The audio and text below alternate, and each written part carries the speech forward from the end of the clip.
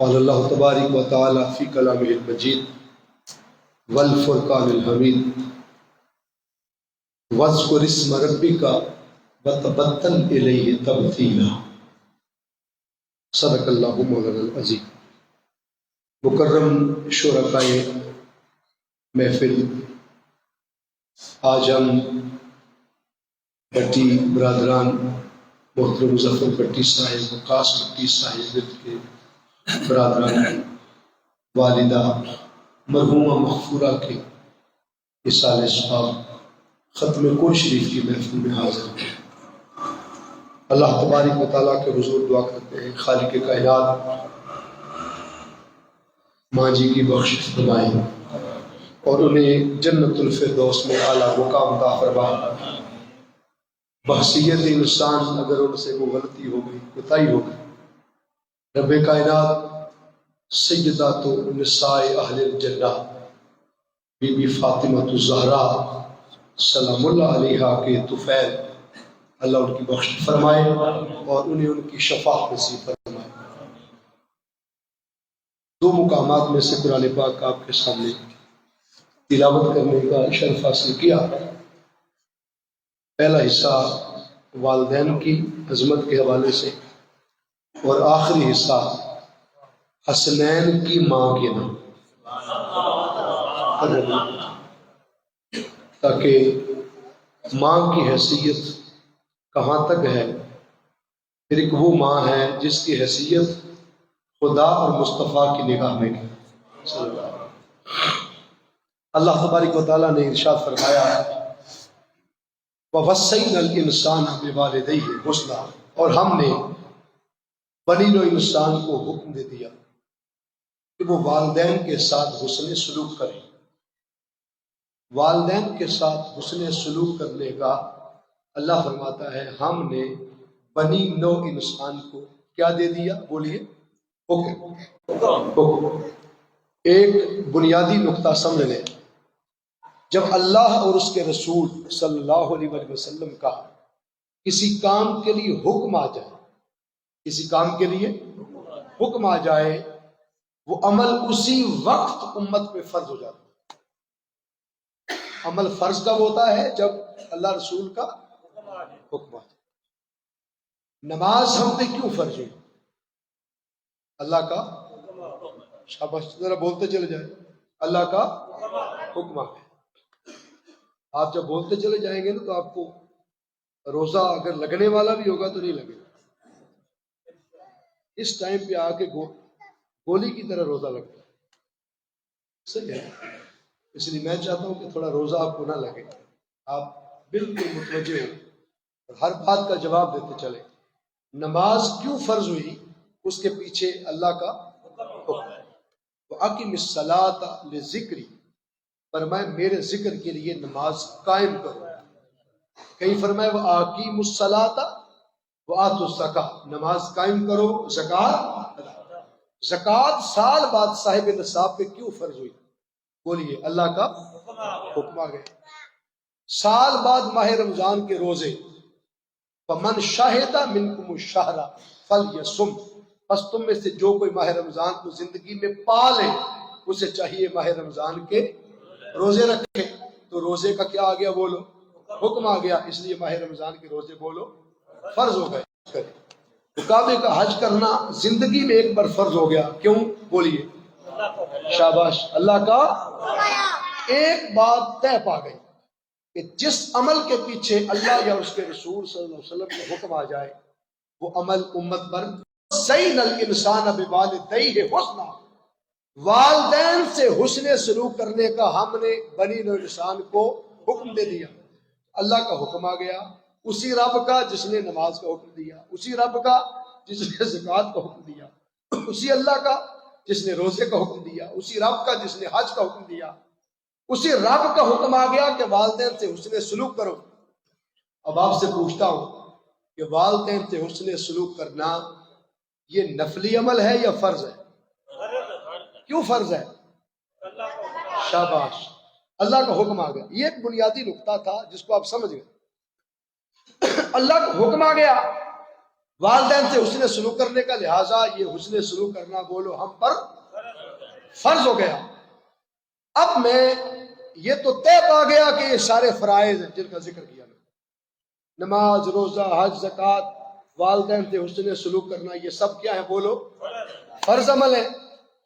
میں آپ کو جو اصل میں آج بات بتانا چاہتا ہوں وہ یہ بتانا چاہتا ہوں کہ کیا ان فرائض میں بھی کوئی فرق ہے یا سارے فرض ایک ہی درجے کے، ایک ہی لیول کے؟ یہ نقطہ اصل میں سمجھانا مقصد۔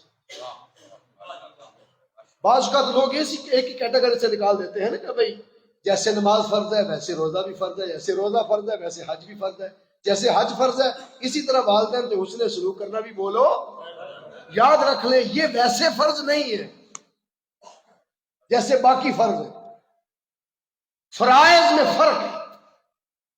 جیسے انسان بھی برابر بولو نہیں ہوتے، علماء بھی برابر نہیں ہوتے، والے کتے بھی برابر نہیں ہوتے۔ کتے ہر گلی میں پھرتے ہیں، لیکن اس کتے کا کیا کہنا جو جوان صاحبان ایمان اصحاب کہف کے قدموں میں بیٹھا، رب نے جنتی بنا دیا، رب نے اس کتے کو بخش دیا ان جوانوں کے قدموں کے تو خیر۔ اس دور میں عیسیٰ علیہ السلام کے دور میں تھے، تو رب فرماتا ہے کہ میں عیسیٰ علیہ السلام کے دور کے ایمان والے صاحبان جوان کا اتنا حیا کرتا ہوں کہ اس دور کے جوانوں کے قدموں پہ کتا بیٹھ جائے تو اسے بخش دیتا ہوں، تم تو محمد کی امتی ہو صلی اللہ علیہ وسلم۔ اگر اس امت کا جوان ایمان پہ قائم رہے اور استقامت کے ساتھ ڈٹا رہے تو پھر بتاؤ خدا اس کے قدموں کا کتنا حیا کرتا ہوگا، اللہ اس کے قدموں کو کتنی تقویت اور کتنا مقام دیتا ہوگا، جبکہ رب نے اس دور کے ولیوں کا حیا یہ کیا۔ بات بڑی توجہ طلب ہے۔ اب رب ذوالجلال نے قرآن پاک میں یہ جو فرمانے کے والدین سے حسن سلوک کرنے کا ہم نے حکم دیا بنی نوع انسان کو، پہلا فرق سن لیں کہ فرائض برابر بولو جیسے کتے برابر نہیں، انسان برابر نہیں، اسی طرح عمل بھی برابر نہیں، فرائض بھی برابر نہیں۔ فرائض میں فرق سن لیں۔ آپ بچہ آپ ذرا چپ رہے کیونکہ آپ نے بھی بڑا بولنا ہے زندگی میں، بڑے ہو کے بھی بولنا ہے۔ اب یہ جو بڑے ہو چکے ہیں ان کو ذرا بولنے دیں، ٹھیک ہے؟ ہاں، پھر آپ کو بعد میں دیکھیں گے بولتے ہوئے انشاءاللہ۔ اللہ فرماتا ہے ہم نے حکم دے دیا بنی نوع انسان کو والدین سے حسن سلوک کرنے، تو نماز بھی فرض، روزہ بھی فرض، حج بھی فرض، زکوٰۃ بھی فرض، والدین سے حسن سلوک کرنا بھی بولو فرض۔ لیکن ان فرائض میں کیٹیگوریکلی جو درجہ بدرجہ فرق ہے وہ سن لیں۔ نماز، روزہ، حج، زکوٰۃ پارٹ ٹائم فرض ہے۔ کیسے فرض ہے بولو؟ پارٹ ٹائم، یعنی ان کا ایک خاص وقت ہے، اس وقت میں فرض ہے۔ ان میں سے ایک بھی فرض ایسا نہیں جو ہر وقت فرض ہے۔ نماز دن میں کتنی مرتبہ فرض ہے؟ 5 مرتبہ۔ آپ تو سوچتے ہوں گے حضور نے 9 پھر لگائے تھے، 10واں بھی لگا دیں، یہ بھی جاتی رہتی، لیکن 5 وقت فرض ہو گئی۔ کتنے گھنٹے ہوتے ہیں دن میں؟ 24۔ 24 گھنٹوں میں یہ 5 نمازیں پڑھنے میں کتنے گھنٹے لگتے ہیں؟ تقریباً 1 گھنٹہ لگا لیں، بڑا بھی سلو اینڈ اسٹڈی پڑھے تو وہ 1 گھنٹہ لگا لیں، ٹھیک ہے؟ تو باقی 23 گھنٹے ہم پر نماز فرض نہیں، کیونکہ کتاب موقوتا، نماز کا ایک وقت مقرر ہے۔ فجر کا بھی ایک ٹائم ہے، ظہر کا بھی بولو ایک ٹائم ہے، عصر کا بھی ایک ٹائم ہے، مغرب کا بھی ٹائم ہے، عشاء کا بھی ایک ٹائم ہے۔ یہ ایک خاص وقت میں فرض ہے، ٹھیک ہے؟ حج زندگی میں ایک بار فرض ہے۔ اگر 60 سال عمر ہے تو وہ 7-8 دن جو کعبے کے حج کے ہیں وہ فرض ہے، باقی ساری زندگی 59 سال 352 دن ہیں وہ انسان پر فرض نہیں ہے حج، وہ 7-8 دن حج کے فرائض ہیں۔ پھر اسی طرح روزے سال میں بولو 1 ماہ فرض ہے، ٹھیک ہے؟ سال میں 1 ماہ فرض ہے، وہ بھی پارٹ ٹائم فرض ہے۔ تو زکوٰۃ بھی بولو صاحب نصاب پر سال بعد فرض ہے، جس مال پر سال گزر جائے۔ آپ نے دیکھا کہ نماز 24 گھنٹوں میں 1 گھنٹہ، روزے سال بعد 1 مہینہ، زکوٰۃ سال بعد ایک لمحہ، اور حج زندگی میں ایک بار فرض۔ کوئی ایسا فرض بھی ہے کہ جو ہر وقت فرض ہو؟ تو یاد رکھ لیں، والدین سے حسن سلوک کرنا، اس کا کوئی وقت مقرر نہیں ہے، جس وقت انہیں تیری ضرورت ہو اسی وقت وہ فرض ہے۔ یہ فرض رات کو بھی ختم نہیں ہوتا، اور بولو دن کو بھی ختم نہیں ہوتا۔ اب بتائیں برابر ہے؟ بولیے نا، نہیں برابر نا۔ اب حج زندگی میں کتنی بار فرض ہے؟ ایک بار۔ وہ 7-8 دن زندگی کے نکال دے تو باقی 59 سال 352 دن جو ہیں وہ انسان کعبے کے حج کو بطور فرض نہیں لے سکتے۔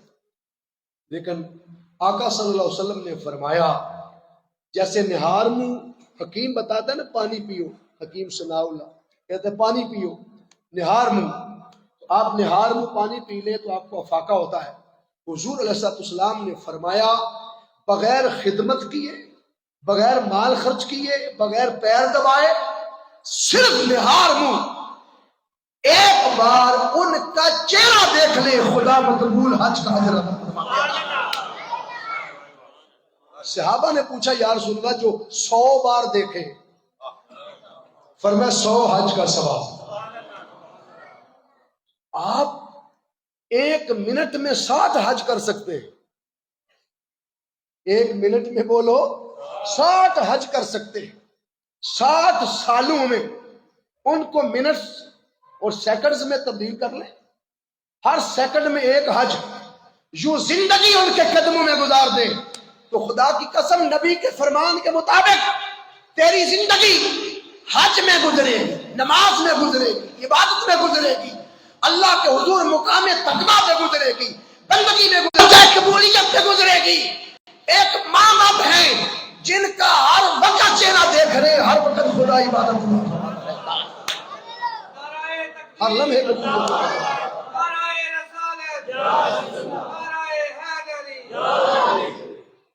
یہ ہے ماں باپ کا درجہ۔ بولو کن کا؟ یہ فرض ہے ماں باپ کا۔ پھر دوسرا فرق سن لیں، ایک فرق جان گیا، دوسرا فرق سن لیں۔ دوسرا فرق یہ ہے عام فرائض میں اور والدین کے ساتھ حسن سلوک کے فرض میں۔ دوسرا فرق سن لیں، اگر کسی وجہ سے آپ کی نماز رہ گئی، کسی وجہ سے بولو آپ سفر میں تھے یا آپ سو گئے، آپ کسی وجہ سے نہیں پڑھ سکے، نماز فرض ہے ہر حال میں، بیمار ہے تب بھی فرض ہے، دین نے گنجائش دے دی، کھڑا ہو کے نہیں پڑھ سکتا بیٹھ کے پڑھ لے، بیٹھ کے نہیں پڑھ سکتا تو لیٹ کے پڑھ لے، لیٹ کے نہیں پڑھ سکتا اشارے سے پڑھ لے، اشارہ انگلی کا بھی نہیں کر سکتا تو آنکھ کا کر لے۔ نماز ہر صورت فرض ہے، اگر کسی وجہ سے چھوٹ گئی اس کا گناہ ہوگا، بولیے اس کا، لیکن اس نماز کے چھوٹ جانے سے اس نامہ اعمال میں گناہ لکھا گیا، تیرا روزہ ضائع نہیں ہوگا۔ بولیے روزہ ضائع، کعبے کا حج عمرے کیے تھے وہ ضائع نہیں ہوئے۔ نماز چھوٹ جانے سے نہ حج ضائع ہوا، نہ روزہ ضائع ہوا، نہ عمرے ضائع ہوئے، نہ زکوٰۃ ضائع ہوئی، صرف یہ ہوا کہ اس نماز کے فرض نہ ادا کرنے کی وجہ سے تیرے بائیں کندھے پر فرشتے نے کیا لکھ دیا؟ بولو گناہ لکھ دیا، یہ گناہگار نماز چھوڑی۔ تو نماز کا فرض چھوڑنے سے گناہگار ہوتا ہے، لیکن زکوٰۃ، حج، عمرے اور تہجد، چاشت، تبابین، اشراق اور روزے کا اجر بولو ضائع نہیں ہوتا۔ اس فرض کی حیثیت یہ ہے، لیکن یاد رکھ لیں جس نے والدین سے حسن سلوک نہ کیا، یعنی والدین کا فرض پورا نہ کیا اور والدین کی گستاخی کی، بے ادبی کی، نافرمانی کی۔ امام اعظم نے کوفہ میں فتویٰ دیا، امام مالک نے مسجد نبوی میں دیا، امام شافعی نے مصر میں دیا، امام احمد بن حنبل نے بغداد میں دیا۔ فقہ کے چاروں امام اس مسئلے پر متفق ہیں، ماں باپ کے گستاخ کی کوئی عبادت قبول نہیں۔ نماز چھوٹ گئی، حج کی عبادت ضائع نہیں ہوئی، زکوٰۃ کی عبادت ضائع نہیں ہوئی، روزے کی عبادت بولو ضائع نہیں ہوئی، لیکن والدین کا فرض ادا نہ کیا، نافرمانی کی، تو بولو کوئی عبادت، کوئی فرض بھی ادا، کوئی فرض قبول نہیں ہوا، بولو کوئی عبادت قبول۔ اب بتاؤ فرض برابر ہے؟ کچھ سمجھ آ رہی ہے؟ یہ کتنا بڑا فرض ہے، اگر یہ پورا نہیں کیا، امام اعظم ابو حنیفہ رحمۃ اللہ علیہ نے تو یہاں تک لکھ دیا اگر وہ کعبے کے غلاف کے نیچے بھی چھپا رہے ساری زندگی، اللہ وہاں سے بھی مردود کر دے۔ اگر ماں باپ کا گستاخ ہے، کعبے کے غلاف کے نیچے چھپنا بھی قبول نہیں۔ دو فرق آپ کو سمجھ آ گئے؟ تیسرا فرق بھی سن لیں۔ تیسرا فرق یہ ہے کہ ماں باپ کا فرض کتنا بڑا ہے۔ نماز، روزہ، حج، زکوٰۃ یہ غیر مسلم پر بھی فرض ہیں یا صرف مسلمان پر؟ تھوڑا سا اونچا سنتا ہوں، تھوڑا سا اور اونچا سنتا ہوں۔ مسلمان پر فرض ہے، نماز مسلمان پر، روزہ مسلمان پر، زکوٰۃ مسلمان پر، حج بولو غیر مسلم کعبے میں داخل نہیں ہو سکتا۔ پتہ چلا کہ یہ سارے فرائض صرف مسلمان کو حکم آیا، لیکن جب والدین کی باری آئی تو رب نے نہیں سید المسلمون نہیں فرمایا بس سید المومنون، ہم نے مومنوں کو حکم دے دیا، ہم نے مسلمانوں کو حکم دے دیا، بلکہ قرآن کی نص پڑھے، فرمایا وَوَصَّيْنَا الْإِنسَانَ بِوَالِدَيْهِ حُسْنًا، جس کا نام انسان ہے اسی کو ہمارا حکم ہے کہ والدین سے حسن سلوک کرے۔ اب انسان میں یہودی بھی ہے، عیسائی بھی ہے، کافر بھی ہے، مشرک بھی ہے، اپنا بھی ہے، بیگانہ۔ فرمایا اپنا ہو یا بیگانہ، ماں باپ تو ماں باپ ہوتے ہیں، بولیے ماں باپ تو ماں باپ ہوتے ہیں۔ ہم نے ہر انسان کو حکم دے دیا کہ وہ والدین سے حسن سلوک کرے۔ ایک چوتھا فرق سن لیں، میں بہت جلد یہ فرق بتانے کے بعد آپ کو اس طرف لے جانا چاہتا ہوں جتھے تقابل اور کمپیریزن کر ہی نہیں سکتے، یہاں تو پھر فرائض کا کمپیریزن ہو رہا ہے، وہاں کمپیریٹیو اسٹڈی ختم ہے، وہاں مقابلہ نہیں ہے، بڑے چلے جڑے مقابلے کراندے پھرتے، ساری دنیا دا مقابلہ ہو سکتا ہے، حسنین دا مقابلہ کون کرے، سیدہ زہرا پاک دا مقابلہ کون کرے؟ وہاں مقابلے نہیں ہیں، وہاں سر نیوے، وہاں گردن نیچے، بس جبین نیاز چکے۔ دوستان زیت شام سنیے، چوتھا فرق یہ ہے، نماز چھوٹ گئی تو بندہ انسانوں کی کیٹیگری سے نہیں نکلتا، انسانوں کی کیٹیگری سے نہیں نکلتا۔ چلو کفر کے قریب چلا گیا، کافر بھی نہیں کہتے اس کو، لیکن کفر کے قریب چلا گیا، نماز چھوٹی، روزہ حج جان بوجھ کے چھوٹا گناہگار ہوا، لیکن وہ مسلمانی سے اور دار اسلام سے اور پھر انسانیت سے بولو خارج نہیں ہوتا۔ لیکن جب آئی نا والدین سے حسن سلوک کی باری، تو رب ذوالجلال نے وَوَصَّيْنَا الْإِنسَانَ فرمایا، لفظ پہ غور کریں، وَوَصَّيْنَا انسان نہیں۔ دیکھیں میں آپ کو قرآن پاک سے اور نبی پاک کے فرمان سے کوئی خاص نقطہ دے کے جانا چاہتا ہوں، تاکہ سیالکوٹ کا جو میرا سفر ہے، لاہور سیالکوٹ سے جو ہم سفر کرتے رہتے ہیں، وہ ہمارا سفر کسی کھاتے میں آ جائے، ورنہ میاں محمد بخش صاحب کے شعر بڑے مجھے آتے ہیں، اور ابھی نعت خان صاحب جب پڑھ رہے تھے تو ایک شعر میں نے جان بوجھ کے آپ کو سنایا، آپ کو سمجھ لگے کہ عالم کو اپنا کام کرنا ہے اور نعت خان کو بولو اپنا کام کرنا۔ آج کل بدقسمتی سے نعت خان جو ہے وہ مقرر ہو گئے اور آدھی تقریر کر دیتے ہیں نعتوں، اور جو عالم ہے وہ نعت خان بن گئے اور وہ طرز سناتے ہیں، پھر بلے بلے ہو جاتی ہے اور صبح تک پتہ نہیں چلتا کیا کہہ گئے۔ اس لیے قرآن و حدیث ہمارا مبدا ہے، قرآن و حدیث ہماری اصل ہے۔ بدقسمتی ہے ہمارے معاشرے میں کہ ہم نے قرآن کو صرف ختم کے لیے رکھ لیا، ہم نے قرآن کو صرف مردوں کے لیے رکھ لیا۔ بے شک ہمارا ایمان ہے کہ قرآن کا فیض پہنچتا ہے، لیکن خدا کے واسطے قرآن زندوں کی زندگی میں انقلاب پیدا کرنے آیا تھا، قرآن زندوں کو سمجھنے سمجھانے کے لیے آیا تھا۔ آج ہمارے گھروں میں سب سے اونچی نعمت کون سی ہے جس کو رکھا جاتا ہے؟ بول سڑو، روزہ لگ گیا لگتا نہیں لگا پھر بولو کون ہے سب سے اونچا گھر میں؟ قرآن پاک۔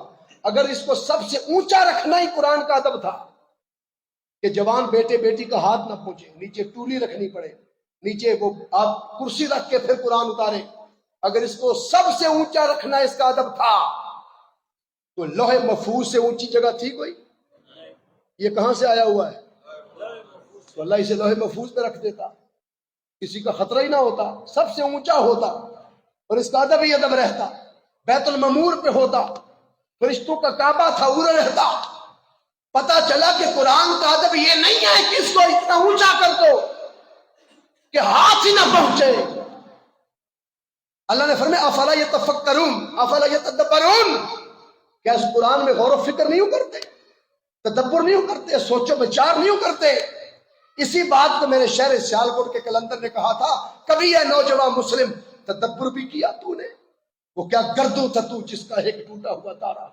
اس قرآن میں ہوتا جانو، اس قرآن سے تمہیں میتھمیٹک کے اصول ملیں گے، اس قرآن سے تمہیں بوٹنی ملے گی، اس قرآن سے تمہیں زوالوجی ملے گی، اس قرآن سے بیالوجی ملے گی، اس قرآن سے کیمسٹری ملے گی، اس قرآن سے تمہیں فزکس کا نالج ملے گا، اس سے نومیریکل ملیں گے، اس سے مصطفیٰ کا دین ملے گا۔ تحت الثری کی باتیں بھی قرآن سے ملیں گی، فوق الثری کی باتیں بھی مصطفیٰ کے قرآن سے ملیں گی۔ ہم نے یا اس کو گھر میں اونچا رکھ دیا ہے، یا بیٹی رخصت ہونے لگے اس کے سر پہ رکھتے ہیں کہ بیٹی قرآن کے سائے کے نیچے رخصت ہو۔ ہے کوئی باپ جس نے اس بیٹی کے جا کے کبھی پوچھا ہو کہ بیٹی میں نے قرآن تیرے جہیز میں دیا تھا، تو نے ختم کتنا کر لیا، تو نے پڑھ کتنا لیا ہے، سپارے کتنے ختم کر لیے، ترجمے کے ساتھ کتنا پڑھ لیا؟ ہمارے گھر میں فوتگی نہ ہو تو ہم تو قرآن کو اتنا بھی نہ پڑھیں جتنا فوتگی کے دنوں میں پڑھ رہے ہیں۔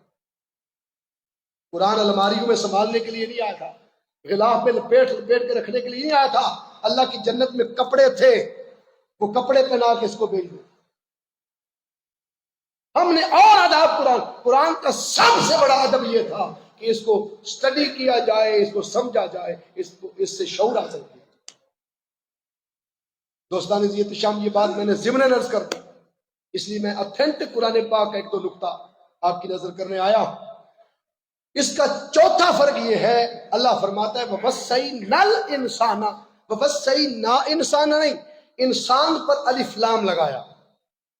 چھوٹے ہوتے ہم پڑھتے تھے کہ نکرہ کو معرفہ کرنا تو الف لام لگتا ہے، لیکن یہاں نکرہ کو معرفہ کرنے والا الف لام نہیں ہے، معرف لام نہیں ہے، کیونکہ انسان خود نون پرسن ہے، ان نون نہیں۔ ٹھیک ہے، انسان معرفہ ہے خود، الف لام کو لگایا۔ وَوَصَّيْنَا انسان نہیں، وَوَصَّيْنَا الْإِنسَانَ، الف لام یہاں برائے جنس ہے، بولیے برائے جنس۔ کبھی کبھی الف لام جنس کے لیے آتا ہے۔ آپ پوچھیں کہ جنس کیا ہے؟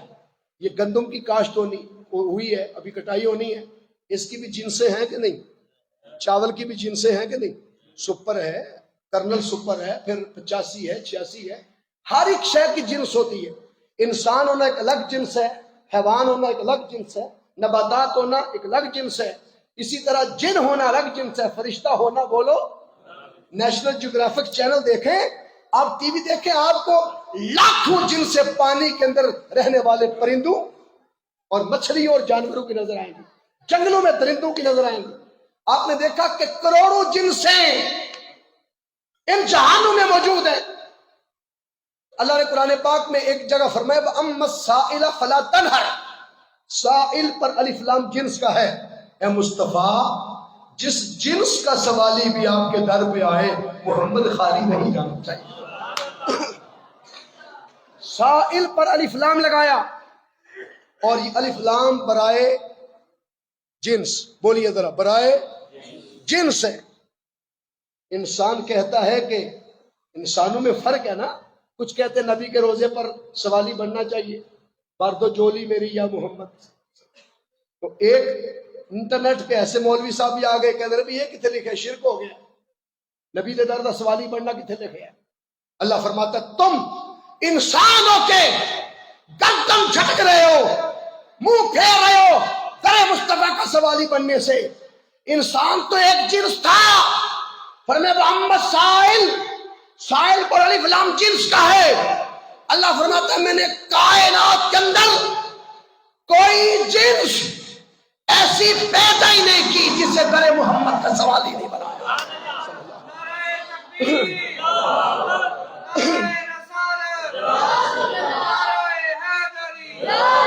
اس لیے جانوروں میں کہیں سانپ در مصطفیٰ کے سوالی، کہیں زہریلے اونٹ در مصطفیٰ کے سوالی، کہیں ہرن اور جنگل کے بھیڑیے در مصطفیٰ کے سوالی، کہیں انسان در مصطفیٰ کے سوالی، کئی فرشتے 70,000 صبح 70,000 شام، روزانہ 1,40,000 فرشتے در مصطفیٰ کے سوالی بن کے آتے رہتے۔ کبھی چاند انگلی سے ٹکڑے ہو کر نبی کے قدموں میں سواری بن کے آتا ہے، کبھی سورج لوٹ کر در مصطفیٰ کا سواری بنتا ہے، کبھی جنت کی حوریں مصطفیٰ کے در کی سواری بنتی ہے۔ فرمایا کوئی جنس ہم نے پیدا نہیں کی جسے در رسول کا سوالی نہیں بنایا، اور مصطفیٰ اس جنس کو عطا نہیں فرماتے۔ سن لیجئے، سائل پر الف لام جیسے جنس کا ہے، اسی طرح انسان پر الف لام جنس کا ہے۔ اللہ فرماتا ہے وَوَصَّيْنَا الْإِنسَانَ بِوَالِدَيْهِ حُسْنًا۔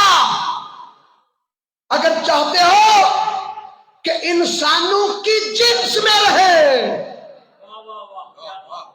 تو تمہیں والدین سے حسن سلوک کرنا ہوگا، اور اگر والدین سے حسن سلوک نہ کیا تو تو نے انسان کہلانے کا بھی حق نہیں۔ مسلمان تو اگلی بات تھی، ولی ہونا تو اگلی باتیں تھی، انسان ہونے کے لیے بھی، انسانوں کی جنس میں رہنے کے لیے بھی والدین سے حسن سلوک کرنا بولو فرض۔ یہ تو ہیں میرے اور آپ کے والدین، یہ درجہ ہے میرے اور آپ کے والدین کا، یہ درجہ ہے بٹی برادران کی والدہ اور والدین کا، یہ درجہ ہے آپ کے والدین کا، یہ درجہ ہے جنجوعہ صاحب کے والدین کا۔ تو پھر آئیے کیا کہتے ہو مصطفیٰ کے والدین کے بارے میں؟ جب بھی کوئی صحابی در مصطفیٰ پہ حاضری دیتے صلی اللہ علیہ وسلم، نماز کا مسئلہ بعد میں پوچھتے، روزے کا مسئلہ بعد میں پوچھتے، حج کا فرض بعد میں پوچھتے، زکوٰۃ کا مسئلہ بعد میں پوچھتے، طلاق نکاح کے مسئلے بعد میں پوچھتے، پہلے اپنے ایمان اور اپنا عقیدہ پیش کرتے، اور ہر صحابی کا حضور سے مخاطب ہونے کا لہجہ، انداز، طریقہ، اسلوب سن لیں۔ صحابہ کہتے فدا کا ابی و امی یا رسول اللہ، یا رسول اللہ جن ماں باپ کے بغیر میں انسان نہیں رہ سکتا، جن ماں باپ کے بغیر میری عبادت قبول نہیں ہوتی، جن ماں باپ کو دیکھیں میرا حج ہوتا ہے، جن ماں باپ کو تکتے رہنے سے حج کر حج ہوتا رہتا ہے۔ آقا وہ ماں باپ اے محمد آپ کے قدموں پر قربان ہے صلی اللہ علیہ وسلم۔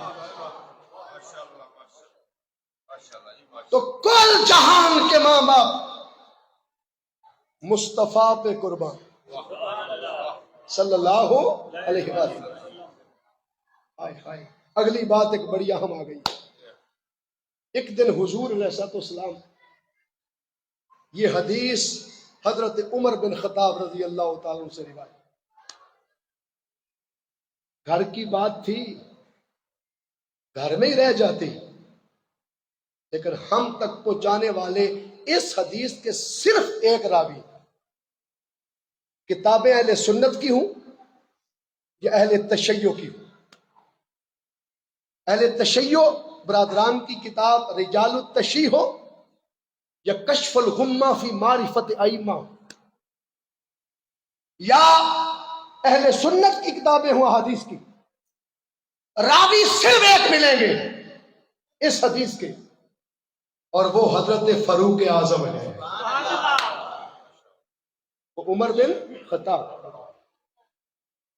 بات چھپائی نہیں، شان کی تھی، فضیلت کی تھی، عظمت کی تھی، رفت کی تھی، مقام کی تھی۔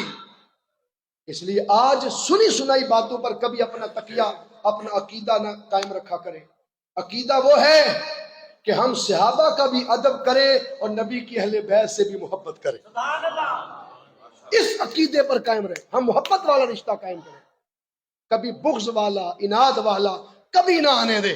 رب کو تو وہ پسند نہیں جو پڑوسی سے بغض رکھے، رب کو تو وہ قبول نہیں جو بھائی سے بغض رکھے، رب کو تو وہ پسند نہیں جو علاقے کے کسی کمی سے بغض رکھے، چاہے کہ کوئی مصطفیٰ کے در والوں اور نبی کے گھر والوں سے بغض رکھے، اس کا ایمان کیسے بچ سکتا ہے؟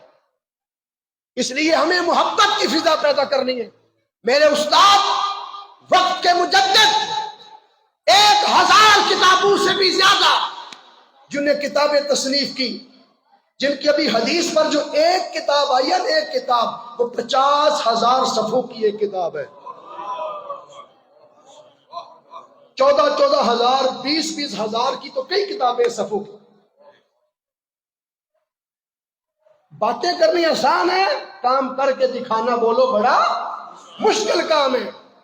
100 ملکوں سے زیادہ اس وقت، میں ابھی آپ کے پاس جب آ رہا ہوں، ہماری کی یونین کونسل ہے چھوٹی سی سیالکوٹ میں 100 والا، وہاں ابھی رمضان پیکیجز ویلفیئر فاؤنڈیشن کے تحت میں اپنے ہاتھوں سے تقسیم کر کے وہاں سے نکلا ہوں غریب لوگوں۔ تو یہ تو یونین کونسل کی بات کر رہا ہوں، پوری دنیا میں، فلسطین میں معلوم نہیں کوئی پہنچا یا نہیں پہنچا، میں مسجد میں بیٹھ کہہ رہا ہوں، منہاج القرآن کے سینکڑوں ٹرک وہاں پر فلسطین کی مدد کے لیے پہنچے۔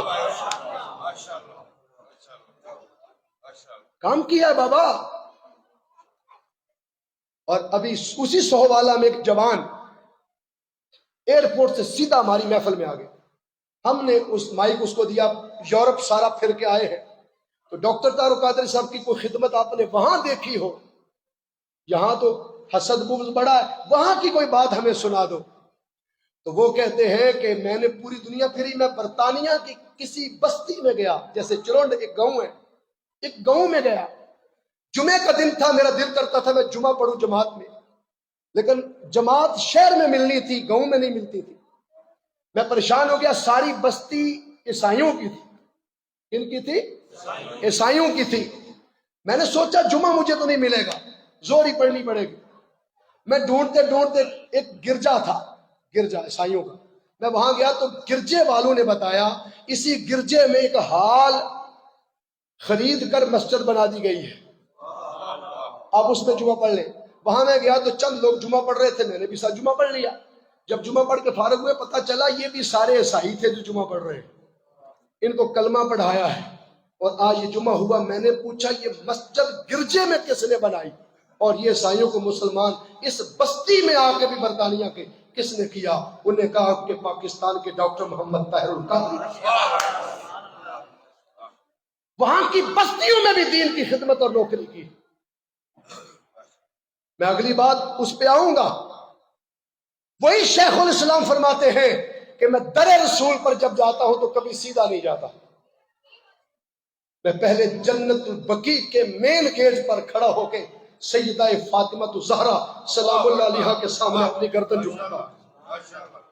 لوگ در مصطفیٰ پہ گردن نہیں جھکانے دیتے، میں زہرا بی بی کے سامنے گردن جھکاتا ہوں۔ آج گردنیں جھکانا سیکھ لو اس دروازوں کے آگے۔ آپ کہیں گے یہ گردن کیسے کو جھکائے؟ میں آپ کو ایک حدیث پاک دیتا ہوں۔ محشر کا دن ہوگا، نبی بھی ہوں گے، رسول بھی، جن بھی، فرشتے بھی، کل کائنات کی مخلوق ہوگی۔ اللہ فرمائے گا نکسر رؤوسکم وغضوا ابصارکم حتی تمر فاطمہ بنت محمد۔ اہل محشر اپنے سر جھکا لو اور نظریں بھی نیچی رکھنا۔ ذرا دھیان کرے ہو، جب سر جھکا لیا تو نظریں کدھر ہیں؟ تو پھر کیوں فرمایا پہلے سر جھکاؤ پھر نظریں بھی نیچی رکھو؟ جب سر جھکا لیا تو نظریں اس میں ہی آ گئی، لیکن آگے فرمایا وغضوا ابصارکم، اپنی نظریں بھی نیچی رکھنا۔ اللہ کو پتا تھا کہ یہ گردن جھکا کے بھی ٹیڑھی نظر سے دیکھ سکتے ہیں، پر میں نظر ٹیڑھی بھی کوئی نہ کرے۔ کیوں؟ حتی تمر فاطمہ بنت محمد، محمد کی بیٹی فاطمہ گزرنے والی ہے۔ شیخ الاسلام ڈاکٹر محمد طاہر القادری فرماتے ہیں میری زندگی بھر کا معمول ہے کہ میں جب وہاں پیش ہوا در زہرا پر پہلے گیا اور جا کے ہاتھ جوڑ کے کہا سیدہ آپ کے گھر کا ایک کتا آیا ہے، اپنے بابا سے کہیں کوئی ٹکڑا ڈال دے۔ اس در کے ٹکڑے ختم نہیں ہوتے، اس لیے ڈاکٹر طاہر القادری کا علم ختم نہیں ہوتا۔ اس گھر کی خیرات ہے، اس گھر کی خیرات ہے، اس لیے میں آپ کو وہاں لے آیا۔ یہ حدیث صرف سیدنا فاروق اعظم عمر بن خطاب رضی اللہ تعالیٰ عنہ سے روایت ہے۔ حضرت عمر بن خطاب فرماتے ہیں میں کان لگا کے سن رہا تھا حضور اپنی بیٹی فاطمہ کو سیدہ تو نساء اہل الجنہ، جنت کی کل عورتوں کی سردار بیٹی فاطمہ تو سیدہ تو نساء العالمین، کل جہان کی عورتوں کی سردار بیٹی، حضور اس سے مخاطب تھے اور بی بی فاطمہ سے مخاطب ہو کے حضور کہہ رہے تھے اے بیٹی فاطمہ کل جہان کے ماں باپ مجھ مصطفیٰ پر قربان، مگر فدا کے ابی و امی یا فاطمہ، اے فاطمہ تجھ پر مجھ محمد کے ماں باپ قربان ہو جائیں، تجھ پر میری اماں بی بی آمنہ قربان ہو جائے، تجھ پر میرے بابا حضرت عبداللہ قربان ہو جائے، تجھ پر میرے ماں باپ قربان، فاطمہ تجھ پر میرے ماں باپ قربان۔ اس فاطمہ کی قدر کون جانے جس پر محمد کے ماں باپ قربان ہو جائیں صلی اللہ علیہ وآلہ وسلم۔ پڑھیے ذرا صلی اللہ علیہ وسلم، جن پر نبی اپنے ماں باپ قربان کرے، ان کے خلاف کوئی زبان کھولے ہم زبان کھینچ دیں گے۔ اہل ایمان کا فریضہ ہے کہ نبی کے اہل بیت کے گھر کے باہر بھی کتے بن کے پہرا دیں ہم، اور در صحابہ پر بیٹھ کر بھی ہم غلام اور منگتے بن کے پہرا دیں۔ اس لیے ضرورت اس امر کی ہے کہ ہم پہرے دار بنے، گھر والے بن کے فتوے دینے کی کوشش نہ کریں۔ ہماری جتنی حیثیت ہے ہمیں اپنی اتنی رکھنی، ہم ان کا ذکر کر کے اپنے ایمان کو تازہ کریں، اپنا عقیدہ بچائیں، اپنی زندگیاں بچائیں۔ قرآن پاک کے اندر ایک بات عرض کر کے اجازت، سیدہ زہرا پاک سلام اللہ علیہ آج سبب سے امام حسن پاک کا یوم ولادت بھی ہے۔ 15واں روزہ کل تھا، آج ہے 15واں، آج ان کا یوم ولادت۔ امام حسن وہ ہستی ہیں جن کا حسن اتنا تھا قرآن اللؤلؤ چمکتا ہوا موتی کہا، چمکتا ہوا موتی قرآن نے جنہیں کہا۔ امام حسن پاک علیہ السلام 3 دن سے روزے میں تھے۔ کتنے دن سے؟ کبھی نمک سے افطاری، کبھی پانی سے سیل۔ گھر کی خادمہ نے دیکھا کہ گھر میں کھانے کے لیے کچھ بھی نہیں ہے اور 3 دن سے اب روزہ رکھ رہے ہیں، 3 دن سے روزہ رکھ رہے ہیں۔ وہ گھر گئی، چاندی اور سونے کی ڈلیاں لے کے آ گئی۔ حضرت بیچ کر آپ اہتمام کر لے کھانے کا۔ آپ نے پیر زمین پہ مارا، گھر کی پڑی ہر شے سونے کی بنا دی۔ آپ نے فرمایا ہم چاہیں ساری کائنات کو سونا بنا کے قدموں میں ڈال۔ حاضرین وقت ہو گیا ہے اور 1 منٹ میں بات ختم کر دعا کرتے ہیں۔ آپ کا ایک لقب ہے بطول، بولو کیا ہے؟ بطول۔ اللہ نے قرآن پاک میں فرمایا وَاذْكُرِ اسْمَ رَبِّكَ وَتَبَتَّلْ إِلَيْهِ تَبْتِيلًا۔ تبتل باب تفعل سے ہے، تبتیل باب تفعیل سے۔ تبتل اور تبتیل کو ملائیں تو بطول بنتا ہے۔ تبتل کا معنی ہے اللہ کو ذکر اس طرح کرے کہ دنیا سے نکل جائے، اور تبتیلا پھر اس کی یاد میں اتنے مگن ہو جائے کہ خود سے بھی دنیا کو نکال دے۔ جو خود دنیا سے نکل کر اور خود سے دنیا کو نکال کر خدا کی یاد میں مگن رہے، اور جس کا ساری رات سجدے میں گزر جائے اور فجر کے وقت سلام پھیر کے کہے مولا تیری اتنی چھوٹی راتیں ہیں کہ فاطمہ جی بھر کے سجدہ بھی نہیں کر سکی، اس ہستی کو بطول کہتے ہیں۔ حاضرین آؤ سیدہ بطول کا واسطہ اللہ تعالیٰ بٹی برادران کی ماں کی بخشش فرما دے، اور انہیں ان کی خادمات ان کی غلاموں میں لکھ دے، اور ان کے چادر تطہیر کے سائے کے نیچے جگہ عطا فرمائے۔ اللہم صلی علی سیدنا مولانا محمد وعلی آلہ وصحبہ وبارک وسلم، والصلاۃ والسلام علیک یا رسول اللہ وعلی آلک وصحبہ